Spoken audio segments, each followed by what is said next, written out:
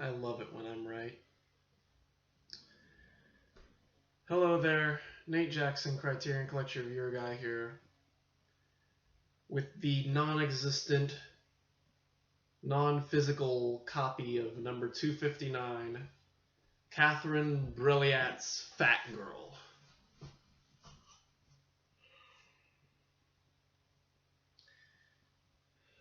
This is another one of those just... This is... It's like, why does Criterion keep putting in movies that are just complete and utter shit, you know? I don't understand it. I don't understand why they keep doing this to the viewers. It doesn't make any fucking sense.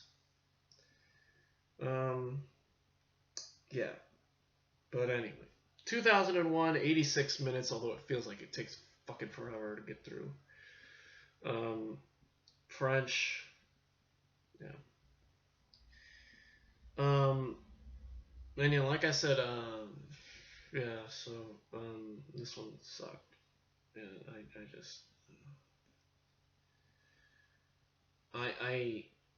yeah.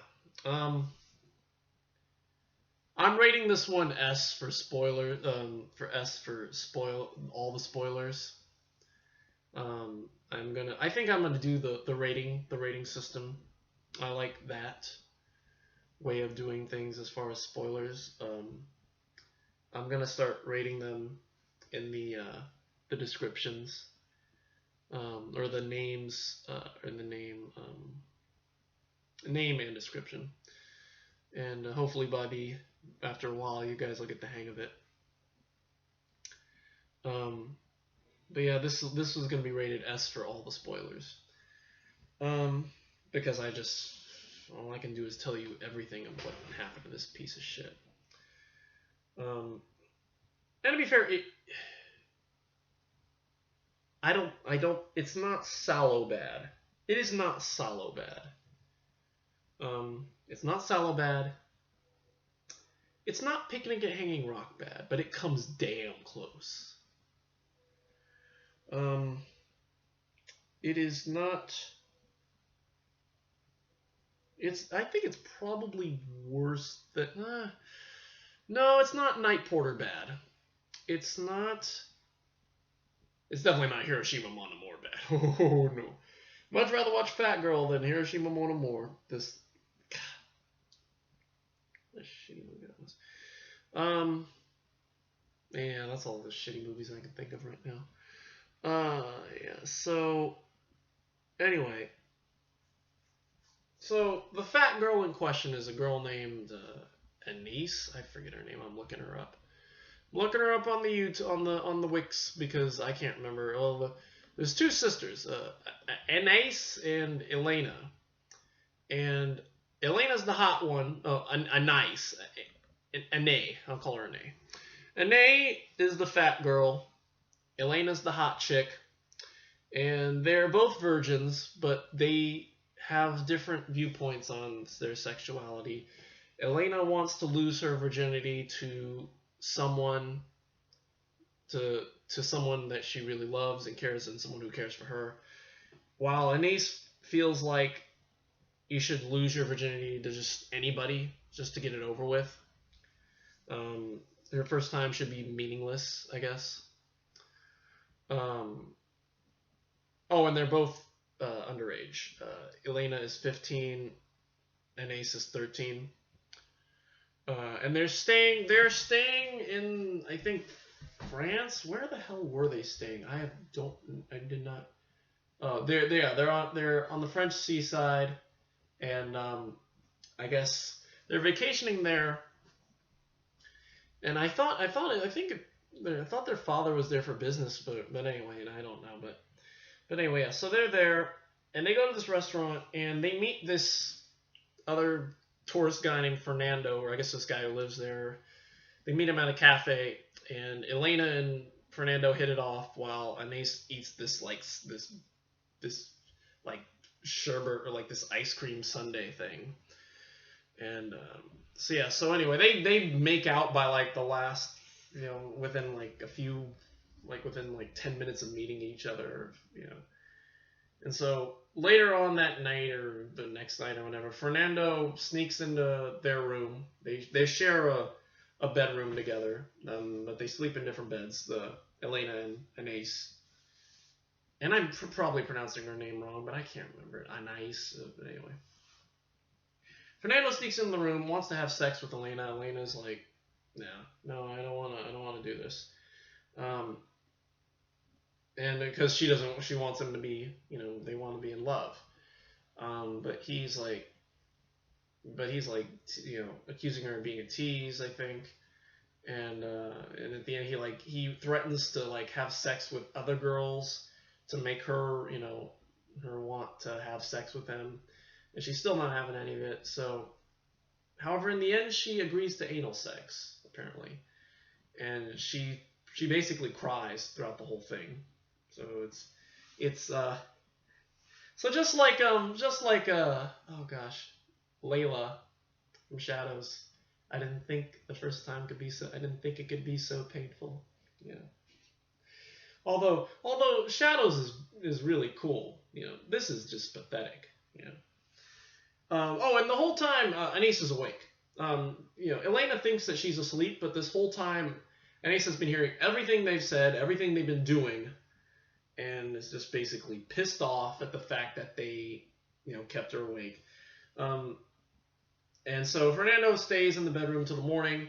He wakes up and he wants oral sex from Elena now. And by this point, Anais isn't having it because I guess she was awake the whole time. So Anais finally says, you know, no, you guys kept me up all night. Get on. And Elena's pissed off that she heard everything she said. So she runs up to Anais and slaps the hell out of her, and leaves with Fernando. They go walking, and apparently like they kiss, and she I guess gives him head in the like on the way to the walk or something like that. And he says, "Stop it, you'll catch cold." I'm like,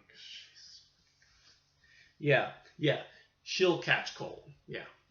You're not she's not the one with her dick hanging out of his pants, you know.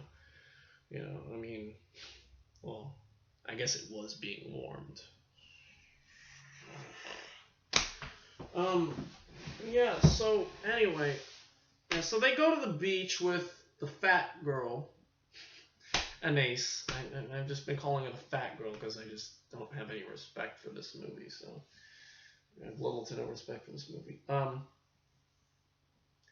They go to the beach, and I guess, and throughout the movie, Anais keeps singing these random ass songs, and I guess she gets naked at one point while they're on the beach, and Fernando and Elena find her. And so later, Elena shows Anais this ring, this marble ring or something like that Fernando gave to Elena on the dunes, and I guess this is like a promise ring or like a engagement ring or something like that. And so I guess they're gonna get married, I guess, and it's like, kind of like, you know, it's like a little thing. And I guess Fernando's mother finds out and comes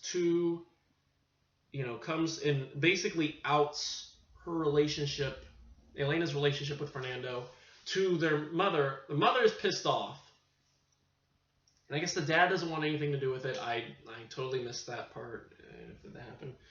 And so the mother basically takes Anais and Elena back to Paris. And so they're barreling. So there's a lot of random ass shots of them driving, which is another, I mean, like, if you thought the dialogue scene between Fernando and Elena in the bed was long and tedious and pointless and pretentious, just wait till you see the sister's mom driving scenes, where you see her, like, you know, trying to get past all these, getting trapped by trucks, like random trucks on the highway or freeway or whatever. It's just, I don't know. And then so they stop. They stop to get food on the way, and eventually, like, I guess they don't make it all the way, and so Elena and Anissa's mom decides to stop at this rest stop and to get a few minutes of sleep. And Elena goes to the bathroom, comes back, and talks to Anise and thinks that and asks her if she thinks that her mom's gonna get her examined, because I think her mom put it together that she might be pregnant. But yeah, but Anise is like, not, don't worry about it, you know. So Elena goes to sleep, and so the mom's asleep, Elena's asleep, and Anise is sitting in the back eating on this, like, I don't know what it was. It looked like a churro with like a candy flavored churro or something like that. I don't know. But anyway, she's sitting there just eating her thing, and then off goes Elena's head.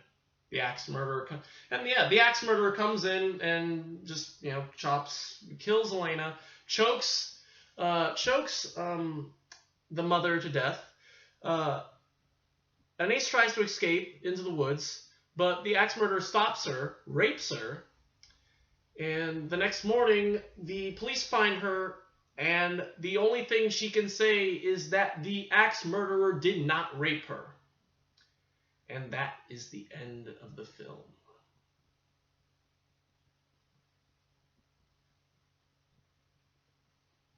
You have no idea how much I wanted an axe murderer to bust through my window and chop my head to bits, or put an axe right through my brain after seeing this piece of shit. Now let's play into fantasy, because I tried to, like, because, you know, I mean, there's obviously got to be some fucking point to this piece of shit, and I'm gonna go ahead and give you my artistic interpretation of this film, and just to play into all your goddamn fantasies. I think Anise, and you can tell me if I'm wrong, if you absolutely fucking love this movie, which you shouldn't because it's crap. I think Anise told the police that she didn't want to that the police the axe murderer didn't rape her, because apparently the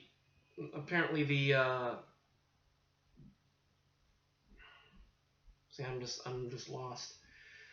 I'm trying to put it all together. Apparently the axe murderer did not he told the police that the axe murderer did not rape her because I think the time she spent with Elena and Fernando, hearing their conversations, you know, I think she kind of realized that her first time should be with someone that she loves, you know, and so the fact that she was raped, her first time was, you know, a rape, she didn't want to tell the police that, you know, she wanted to try and suppress it maybe or something, like, so that, you know, even though that was technically her first time, it isn't, which is, you know, just...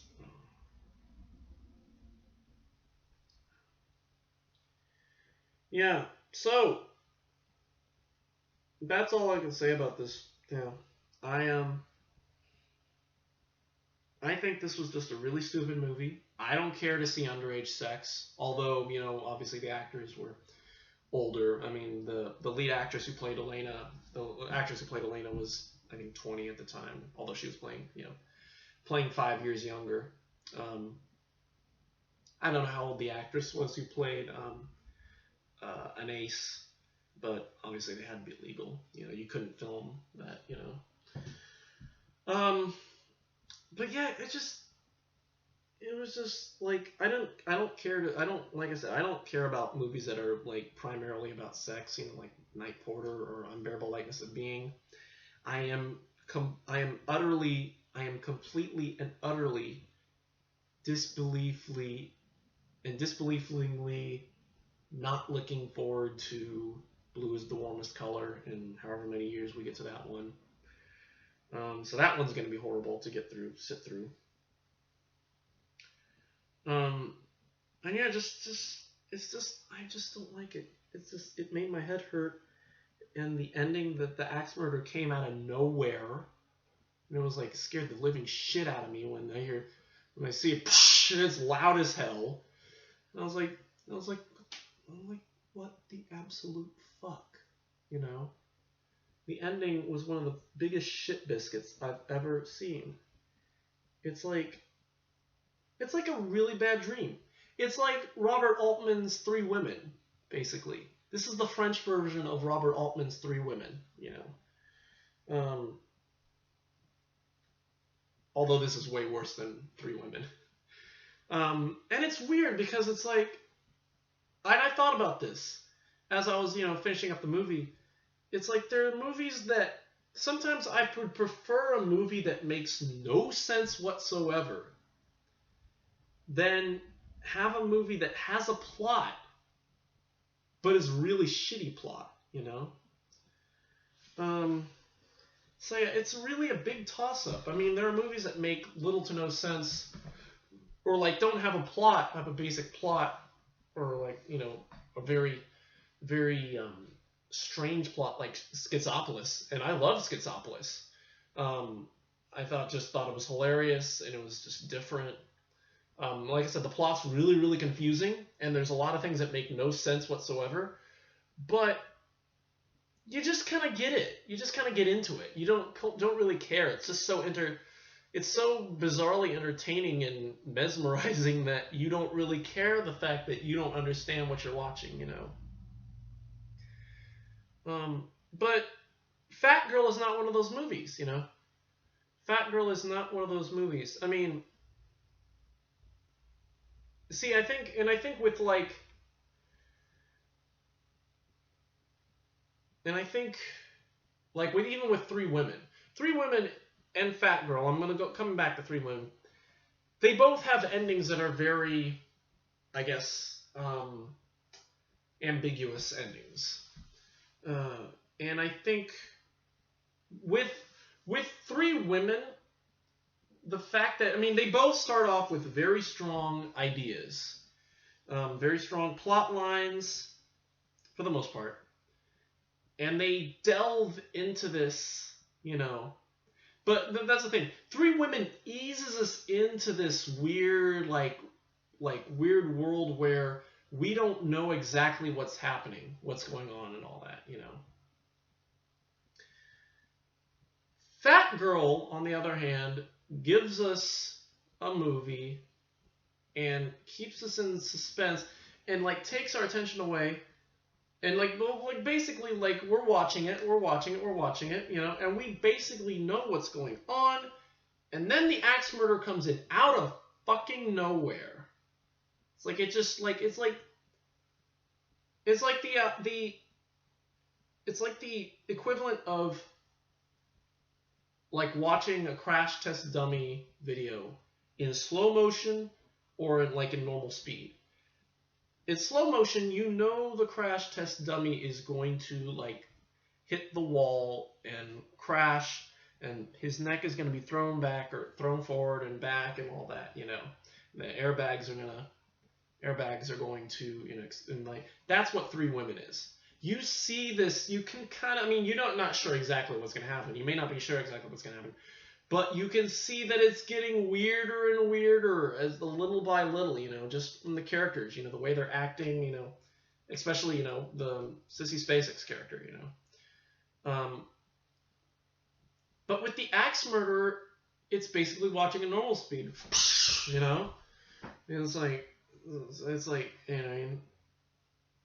you know, and I didn't pick that, you know, correlation just because of the fact that the glass smashes and all that, but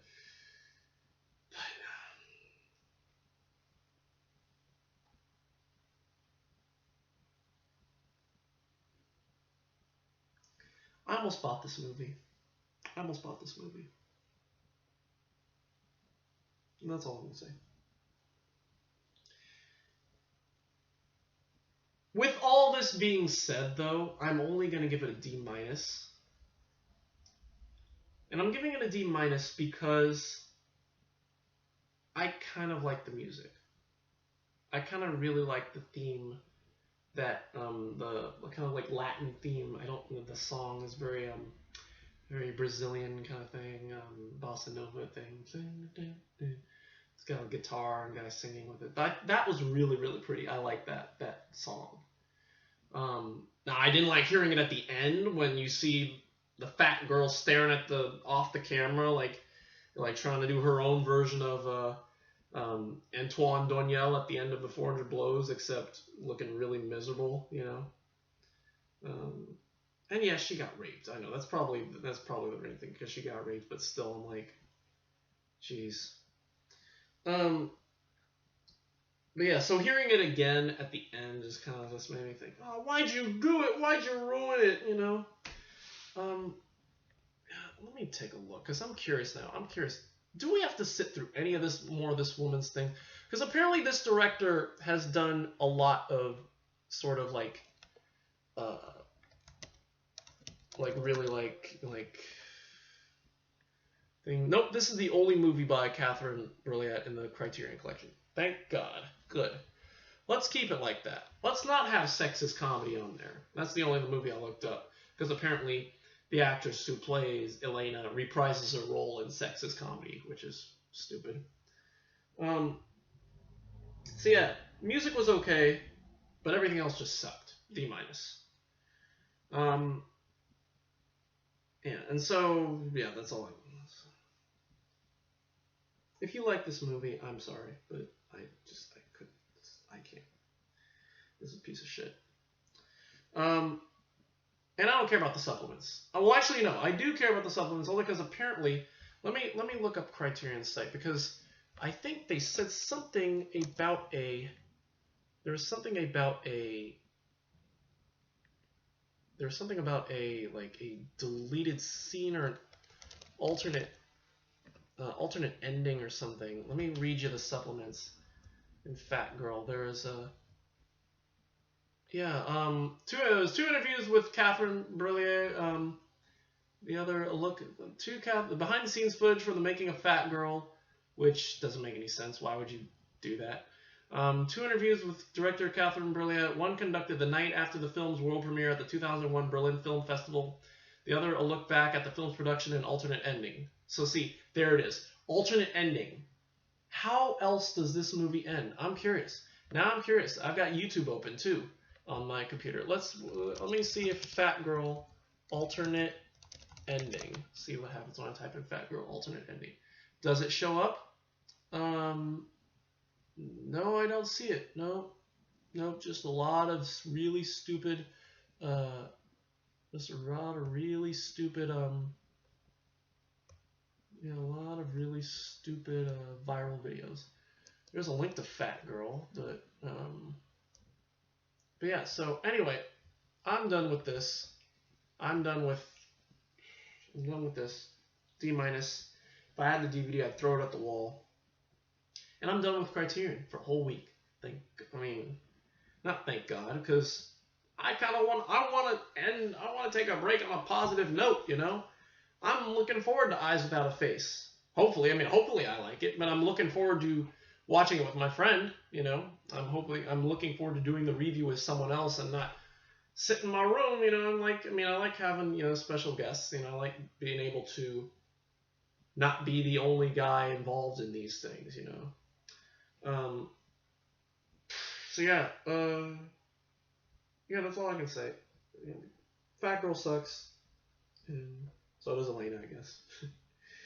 Yeah, so that's it for me today. That's it for me this week.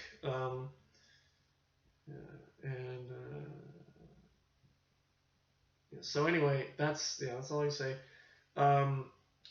Next, of course, is Eyes Without a Face. Let me read you let's see what's next. God, let me look at the list here. You know what really makes me sad? We're halfway through. We are halfway through. And let me look at the list, because I'm gonna go and call it. We've got some questionable ones coming up. Let me take a look at what we've seen so far this season. Oh God, I forgot about the BRD trilogy. Oh, those were bad. Oh, the pornographers. Oh God. But were they as bad as Fat Girl? Probably not. I don't know. I was just gonna call it and say that Fat Girl was the worst movie we've seen so far. But I did forget about Fat Girl.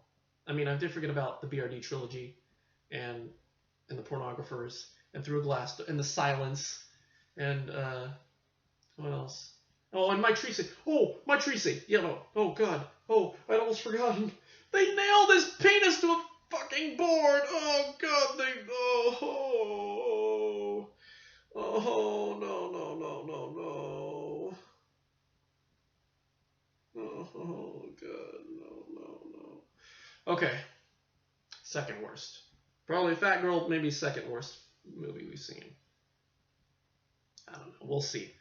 I mean, I'm looking ahead. Let's look ahead. I mean, yeah, didn't really see any others. I don't really see any. Oh, A Woman is a Woman. No. That was a really shitty one, too. Oh, God. Pretentious as shit. Of course, and Mama Roma. Oh God, all these bad films, such crappy films this season. So many good ones too, like the John Cassavetes, Secret Honor, Tanner 88, Videodrome. Yeah. But I'm looking ahead. I mean, I don't know what we have. I mean, we've got. The only ones that may be questionably bad right now are Fanny and Alexander. I'm thinking Shortcuts because Julianne Moore's in it. And here come the hate comments. Tout va bien because Godard. And Life Aquatic with Steve Zissou because Anderson. So those are the only ones that I'm looking at and thinking, these may suck, you know. And so yeah, but these may suck worse than Fat Girl, I'm saying.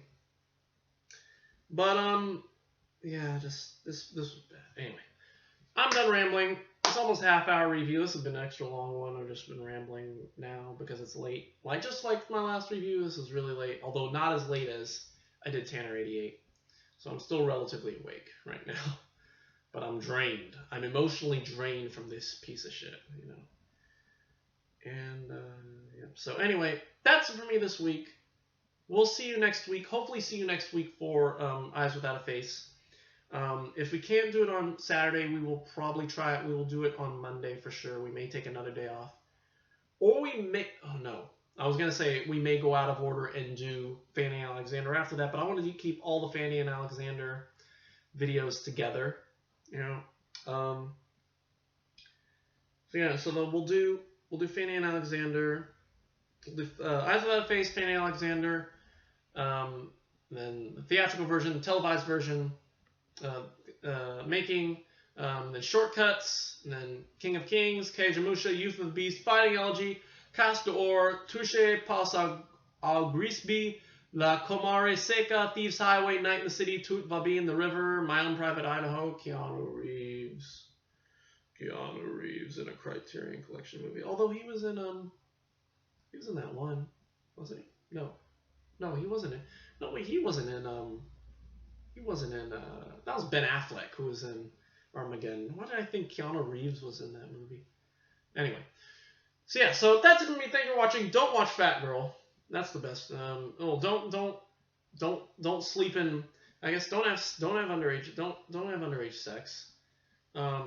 Don't wait until don't sleep in random rest stops because you never know when the axe murderer is going to come get you. And yeah, that's it. So that's it for me. Thank you for watching. Have a good break. And I'm going to have fun with my family. And we will hopefully see you next Saturday for Eyes Without a Face. I almost forgot what it was. Anyway, until then, guys, take care of yourself. Don't watch Fat Girl. And goodbye.